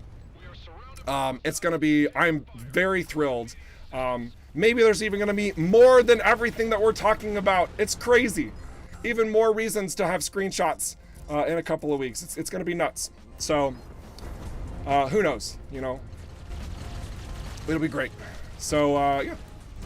So through this, really encourage you guys to keep asking your questions. You're asking a lot of great ones, and we want to be as thorough as possible as we prepare you guys for this free update on Monday. Great. Signature is fine. Here you go. One of the things I'm actually going to mention, and I'm a little bit surprised it hasn't been asked yet. One of the things is that we have console button mapping coming in this update. So, yeah, I know, just dropping this all of a sudden, right? So, like these input controls here that are like exclusive PC, no, that's also coming to console players. This has been requested a number of times. We looked into it. It was very complicated, and we were scared. Not really scared, but it was really complicated. And we were like, man, would this be worth it? We have to take into account all of these other things that are on our plates. And we went ahead and we did it for you all. So there's one little caveat to this. Just going to casually mention this here. I'm sure there's going to be a Steam forum post about it and tons of other, details that come around it. When this happens, if you guys do have custom input settings for your mouse and keyboard, or even your HOTAS or HOSAS, your Guitar Hero, whatever it is that you have customized your settings for, it's going to seem like it gets wiped on Monday, okay? Have no fear, that's not actually the case. The folder where your input settings are saved is going to change. So we will give you information on how you can just copy where you had your specific input settings and just paste it in its new spot. All will be well, okay? I understand there's going to be somebody out there who doesn't get it, and they're going to be like, Redfish Games destroyed my inputs, blah, blah, blah, blah. It took me 3 hours to do it. I get it. It's going to happen, and, it stinks. There's a lot of things that happen when you change engines, though, and we're thrilled that you're not actually losing it. You just got to move it. That's all, okay? This is specifically for those PC players out there, okay? For those PC players out there, this is, you obviously can't do that for console. Console, you'll just be able to keybind. That'll be great.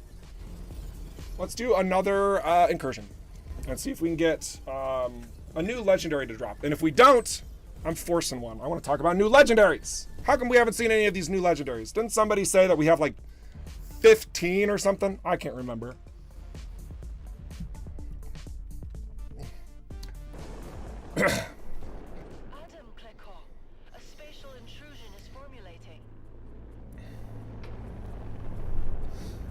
Excellent. Woo!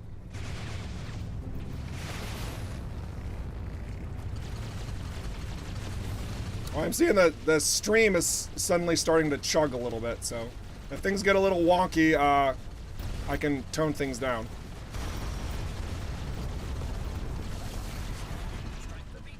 Oh! Wow, that was fast. Wait, no, that's the wrong beacon! It's the one that's green!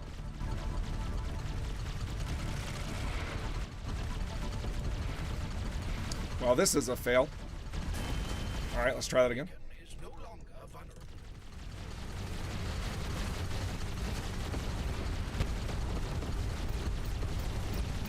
Good. But you can see, even as we're doing this incursion, even though I failed there, in the upper right, you can see... Actually, I'm seeing a lot of frame dips. Hang on a second. Let me just, let me drop Lumen and lock frames just to make this a little bit more smooth to talk about. Generally speaking, whenever we are going through the process of any incursion, it is retaining all the damage you did prior. And you can actually see that health pool. If I let this thing live, but I'm not going to.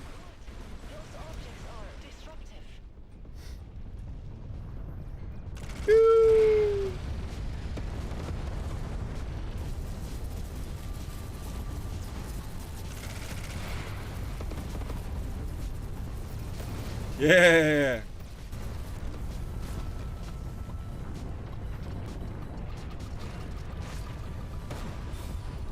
Nah. We got locked. That's fine. Whoop. All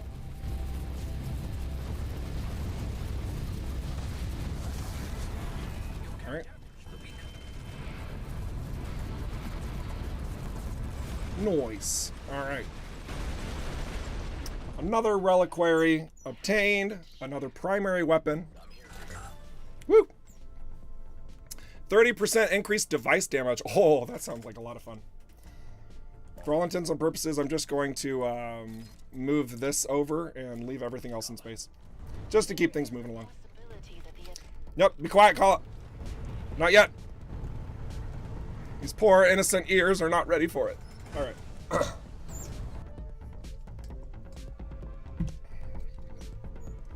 So because we didn't get a new legendary, I'm just going to, I'm going to do that. I want to show you something new. Maybe a few things. So, what I'm going to do here is I'm actually going to take a really quick break. I'm going to clear out my throat a little bit. And then when we come back, which is like maybe a 2-minute break, 3-minute break, we'll show a couple more legendaries. And we're going to have the table open to talk a lot more about the questions that you guys have formulated. So we'll see you in just a moment. Don't go anywhere. Yeah, don't go anywhere. Be right back.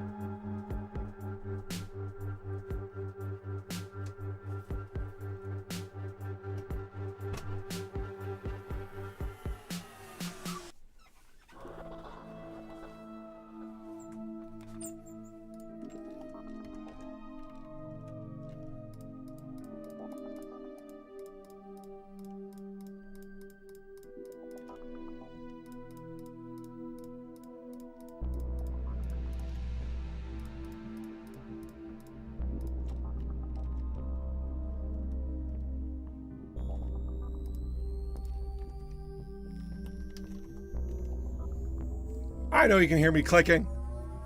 I'm back. I'm just preparing stuff. One moment.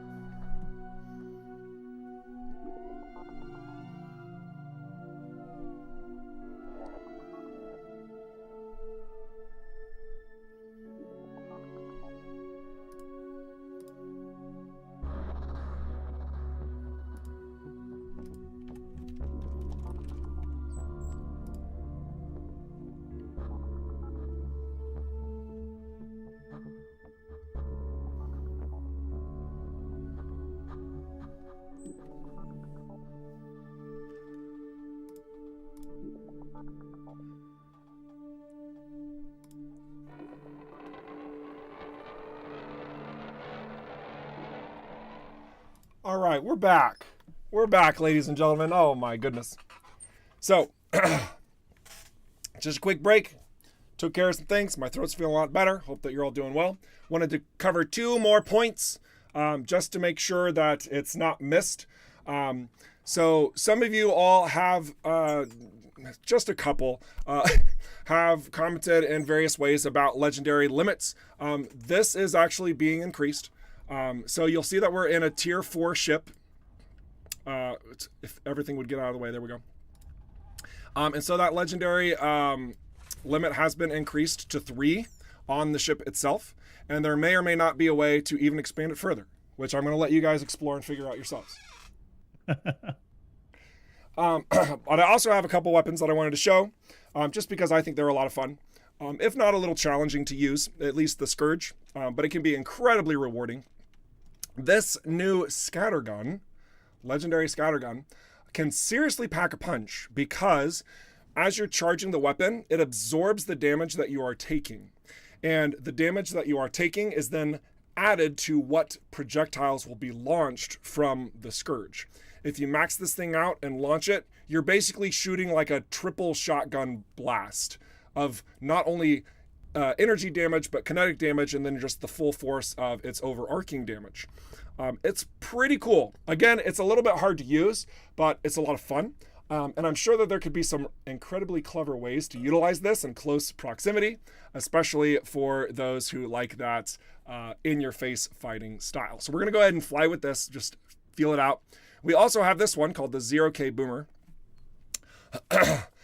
This is a rocket launcher. And this one, the rockets are equipped with a proximity sensor that triggers up to 2 frost explosions along their way, dealing damage to enemies in a 150-meter radius and freezing them for 5 seconds. Explosions have a 0.6 second cooldown. It also cannot be intercepted. This is a unique modifier to, I'm pretty sure, all of the legendary secondaries. None of them can be intercepted. They're all immune to that inherently. So, going to showcase these a little bit, at least where I can.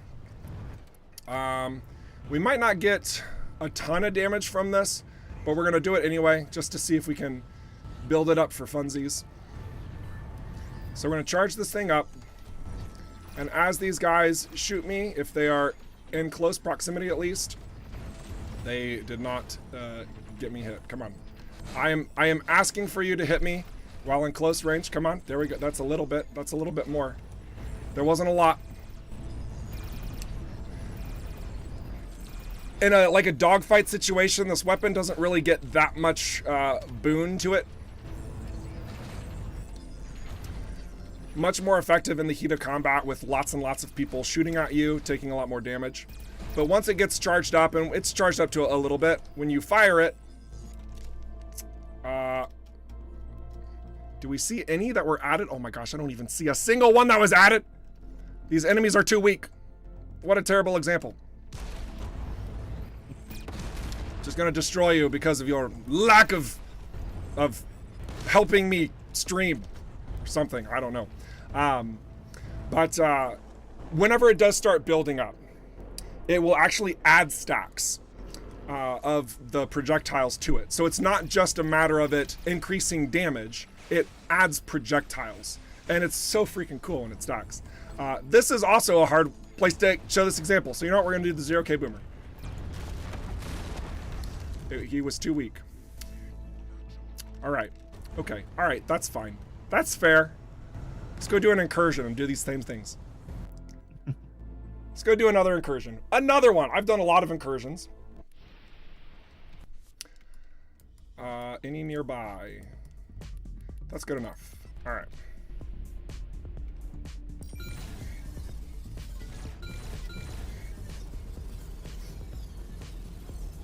Excellent.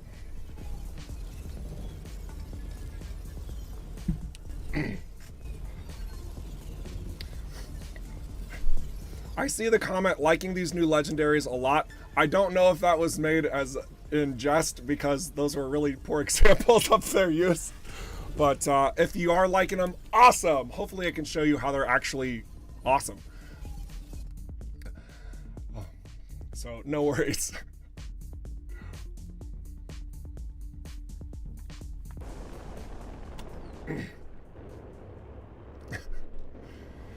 Goodness gravy. Guys, are you hyped for this update or what? I feel like I've barely scratched the surface of what's coming, honestly. It's ridiculous. Goodness. All of it for free, right around the corner. It's ridiculous. Why are we doing this? Ah, so good. I know we've had a few questions regarding the release, obviously, on Monday. Just to clarify, we are going to be across the board on all formats and all storefronts simultaneously. So don't worry, nobody's going to be left behind as such. So the plan is that Incursions will launch for everybody at the same time. Yes, and a great point to mention, truly. So thank you for that. Oh, we were getting some really healthy charges there. So you can see up top where you see armor absorbed, shield absorbed. See that? Now it's 100%. Let me see if I can. There we go. Look at all those extra projectiles. So you can see how much more it's like in this case of all of these things going on, it was relatively easy to get this thing maxed out. So like dogfight situation, not so much. Look at this weapon, what it's throwing out now. It's that's kind of scary. I don't know what's going on with these three. Maybe they were, I don't know, they were a little nervous. They were just like, oh, it's first time on stream. I don't know what to think of this. But no, it's all coming at you. Oh, I did put you on screen because you were talking, but you can go away now. So yeah, it's hard. Too late. But yeah, it can get pretty wild with some of the stuff that you're able to accomplish here. Let's see if we can getting our shield absorbed. Perfect, perfect. Oh, come on, come on. Come on! Come on! Oh, whatever. Here, let's freeze him instead, right? That guy's probably gonna explode, but it's fine. Oh, look, he's frozen! He's frozen! Joke's on you! Ha ha ha! Ha ha ha ha ha! Now we have the power! Now we have it! I'm pretty sure that actually hit several of them in the area. Suddenly can't find the rest of them, but I digress. Being able to freeze is a lot of fun. Let's get a little closer to these ancient beacons. Just kind of show this off just a little bit for. Oh, this is gonna be nice. Yep. Yes. Pow! Oh my gosh, we almost broke his entire armor without even taking a plating off. In a single shot. Nice. Or we'll just finish him off like that. Oh yeah, that feels good. This is just a scattergun. A scattergun! Who uses a scattergun? But it's a lot of fun. And we hope that there's going to be a lot of new opportunities like the scattergun here, the Scourge, to give you guys some new fun ways to go about your destruction. Because that's really what it's all coming down to. We want the game to be more fun, blowing stuff up, collecting sweet loot, trying out new things. Oh, you're just down and out. What are you doing over here? What are you doing? Oh, I missed. Some people are just asking when on Monday that the update for Incursions will go live. I've put it in the chat, but anybody that's watching this later on a VOD and isn't seeing the chat, the update on Monday will go live at 10 AM PST, 1 PM EST, 6 PM BST, and then 7 PM Central European time. So adjust accordingly to your time zone. That's right. So translated, that means in Europe it's going to be a bit later in the day. In America, it's going to be about midday. Generally speaking. Relatively speaking.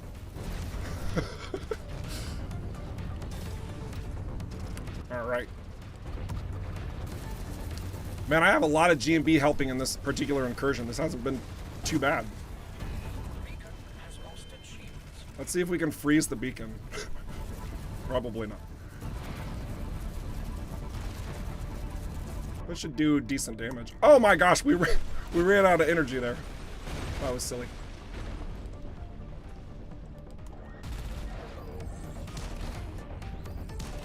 Yeah, good point from Wizard Jerry. And anybody in Asia, Australia, etc., down in Oceania, then yes, you will be into the following day, April the 3rd. Yes. Yes. Thank you, Wizard Jerry. Oh my gosh. I feel silly leaving that one out. Oh my gosh. Wizard Jerry, our legend.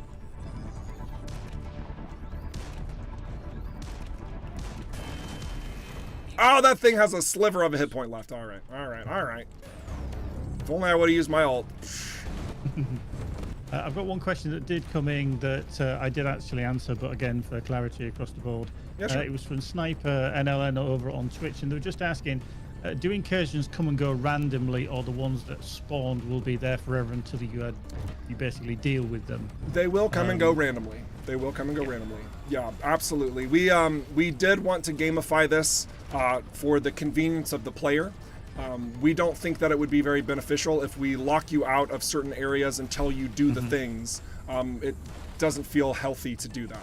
So we're going to honor your time, going to allow you the flexibility and the choice to accomplish them or let them slide by. Oh wow, we got 2 reliquary. Oh no, we got a legendary signal decoder. There we go. That's what I wanted to see. That's what I wanted to see. So just for the record, legendary signal decoders. They drop kind of like a legendary, but there's actually a greater chance for them to drop than legendary items themselves. So these things can drop to give you greater access to legendaries without even going through a rift, without playing on nightmare mode. That's the delight with these things, okay? So you can get them obviously through incursions, but you can get legendary signal decoders from most sources. There's a very low chance, but you can acquire them from most sources. So good stuff. All right. Oh my gosh, I just looked over at the time and we are done. We're done. Gary, the time is up. Oh I know my it gosh. is. One question, if you may answer it, and I think it's just a point of clarification Sure, that I what's think up? we need to stress. With regards the update to Incursions giving the option to use 3 legendaries, can you just clarify how that would actually happen, and specifically what ship that would happen? So the clarity is E4. okay, hang on a second. I'm also looking for a file really quick because I want to see if I've got something else to share. Sorry, I'm like slightly distracted. No, I don't have another file. Well, oh well, that's fine. Okay, so please ask the question one more time because Sorry. Yeah, just to clarify regarding how players will actually access the increase in the legendary limit and how it's specifically limited to a T4. Okay, so basically, if you are using a tier 1 through 3 ship, this is a tier 4 ship. If you're using a tier 1 through 3 ship, you'll have a legendary limitation of 2. Whenever you have a tier 4 ship, like I have here, then that legendary limit is increased to 3. So you'll have 1 more added slot that you can apply a legendary item in. And then there is an additional unlocking of another legendary slot through some other means that I have yet to explain because there is way too much to explain. And like, we're over time, guys. Like we gotta go. Like, so, but the good news is that you're not gonna have to wait around very long at all to figure out what those things are because it's a hop, skip, and a jump away. In fact, we've already said it a bajillion times, but Gary, if you want to remind everyone, the folks at home, when you will get your hands on this beautiful new content completely for free.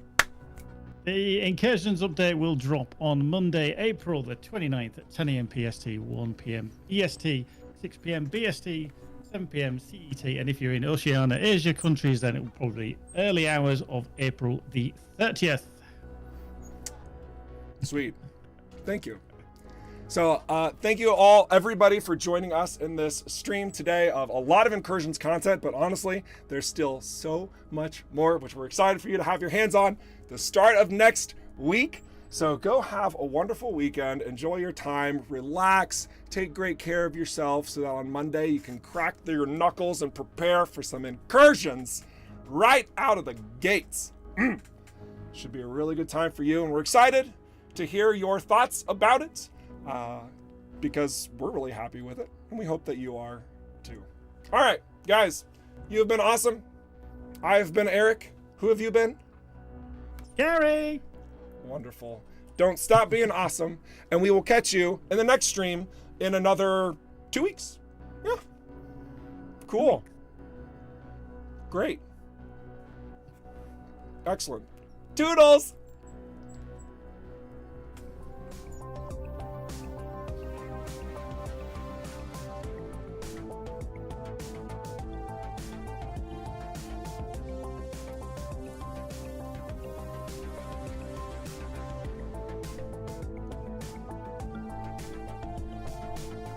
Guys, you could probably you can probably imagine with the way my voice is, I'm gonna rest it.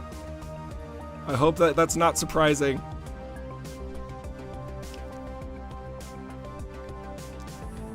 So go be safe out there, have a blast. Looking forward to your awesome reception coming this Monday.